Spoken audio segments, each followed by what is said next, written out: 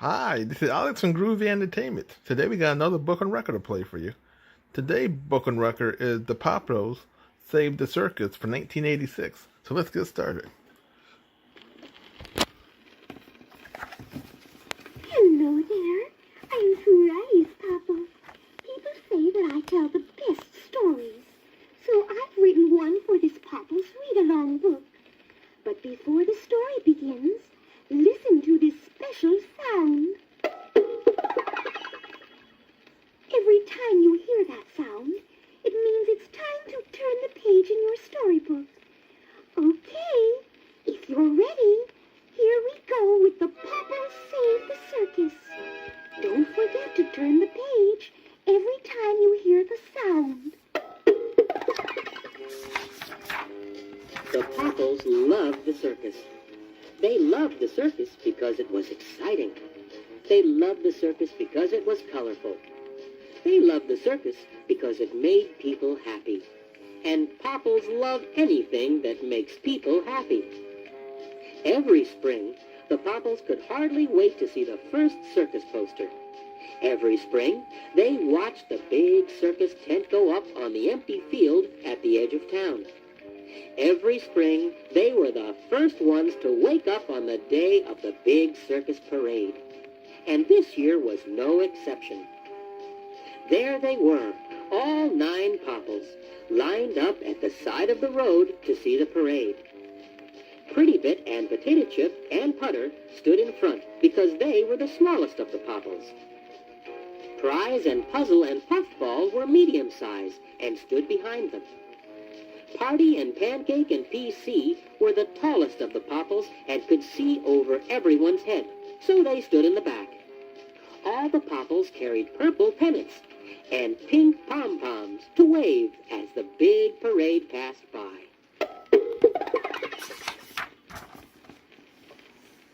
All the Popples popped into their pouches and waited patiently for the parade. They waited and waited, and when they finally heard it coming down the street, they all popped out of their pouches. But alas, all the Popples and all the people were disappointed at what they saw. Instead of a big brass band, there were only a few drooping drummers and a pair of panting piccolo players. The elephant lumbered down the street with no one riding it. The horses trudged along with no bareback riders on them. And the clowns straggled sadly after a rickety-looking circus wagon that needed a new coat of paint. Groaned all the disappointed people. Cried all the disappointed children. The circus has a problem, Said Pancake Popple, who was a perfect problem spotter. PC agreed. You're right, Pancake. We've got to do something about it. How about speaking to the circus ringmaster? Suggested Party Popple. Good idea. Said PC, and off he ran to see Mr. Porter, the circus ringmaster. What has happened to the circus? PC asked Mr. Porter. It looks like it's in a slump. Mr. Porter sighed and replied sadly. It's in a slump, all right, PC. This circus has lost its excitement. And no one wants to see a circus that has no excitement. I think it's time to call it quits. Call it quits? Exclaimed PC. You can't do that. The show must go on. What else can I do? Asked Mr. Porter, throwing his arms up in the air. Only an exciting act can save the circus. I'll find you an exciting act, one with a terrific troop of troopers, Said PC, who knew that all the Popples would be happy to help save the circus. What can your terrific troop of troopers do? Asked Mr. Porter. Anything and everything. Boasted PC proudly. Okay then, PC. Bring them to rehearsal tomorrow morning. The Popples were so pleased by the possibility of being circus performers that they hardly slept a wink all night. Bright and early the next morning, they turned up at rehearsal, ready and raring to go. They all lined up in front of the circus ringmaster. Mr. Porter inspected the popples very carefully, walking from one popple to the next. You are certainly colorful enough. He said, nodding his head. When Mr. Porter stopped in front of Party Popple, he asked, What can you do? Anything and everything. replied Party. Anything and everything, Suppose you go over to see Marco the Magician. Perfect. Exclaimed Marco when he saw Party. You are just about the right size and just about the right shape. For what? Asked Party Popple. To act as my assistant. Answered Marco. Gee. Cried Party, who was pleased as punch. Party practiced and practiced with Marco. She practiced until she was able to master all of Marco's magic to perfection. I'm so proud of you. Marco said to Party each time she performed perfectly. But all the praise embarrassed Party. And when Party was embarrassed, she started to giggle. She giggled and giggled and laughed and laughed. Soon, Marco was laughing too. He laughed so hard he dropped his bag of tricks and mixed up all his magic. Tut, tut. Exclaimed Mr. Porter, coming toward them. This will never do. I think we will have to use another popple instead of you. Then Mr. Porter turned to Putter Popple and said, Putter, go over to see Tammy, the lady in charge of the trampoline.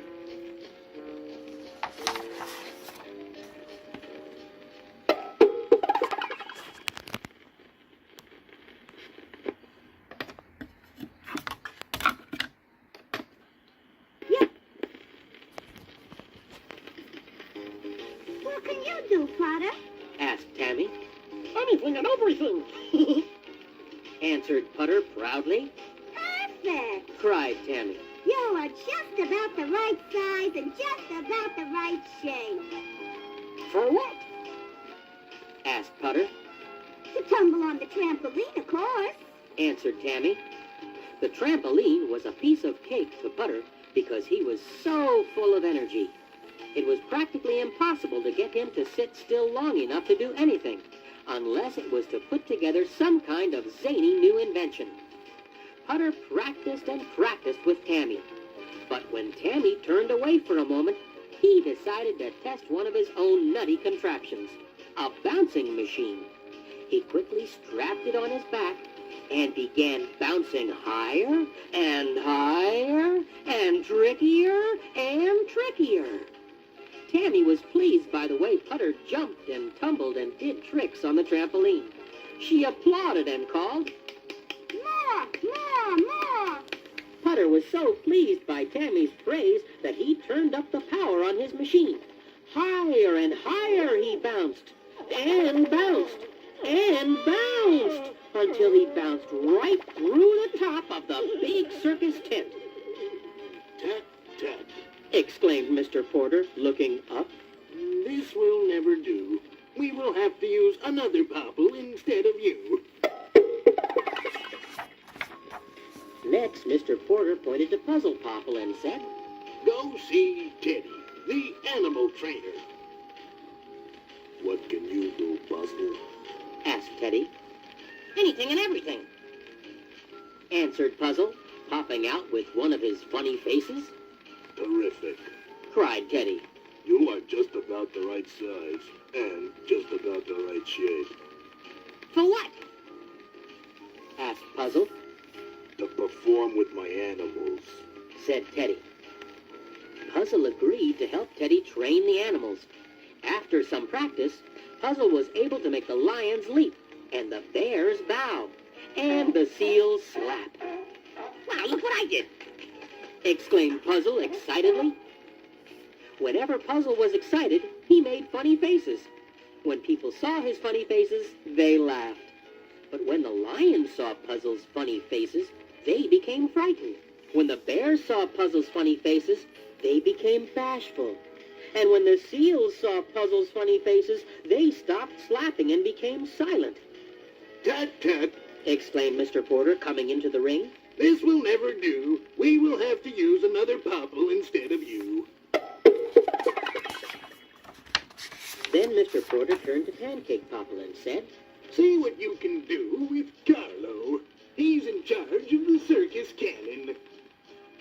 What can you do, Pancake? asked Carlo. Anything and everything. Answered Pancake, as her tail wiggled. So Carlo took Pancake to see the colossal cannon that stood in front of the big circus tent. There she is. Exclaimed Carlo. Then turning to Pancake, he said, And you are just about the right size and just about the right shape.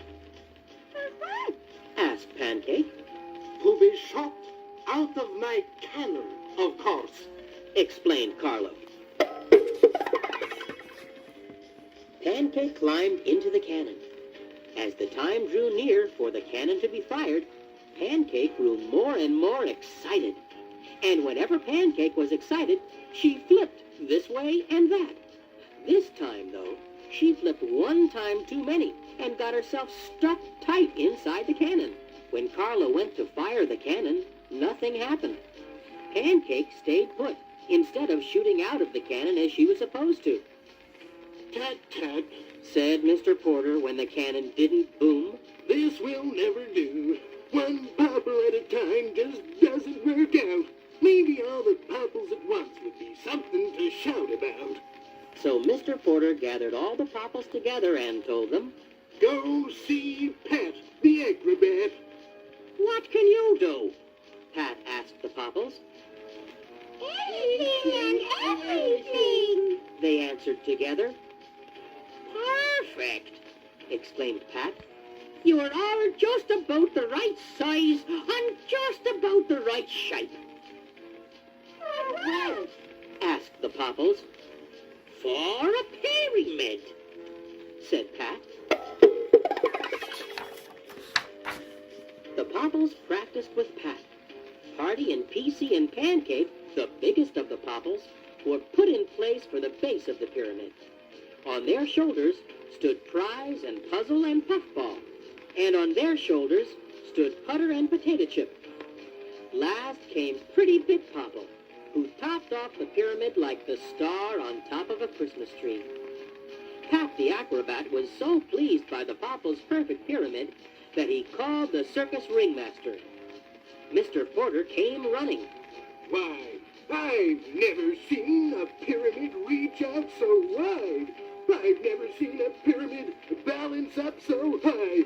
The Popples' colorful pyramid is just the act to save my circus. And indeed, the Popples act did save the circus. Each spring, the Popples picture is on every circus poster. Each spring, people wait online to see the spectacular Popple Pyramid under the big top. And each spring, cheering crowds wait to see the Popples lead the great circus parade into town.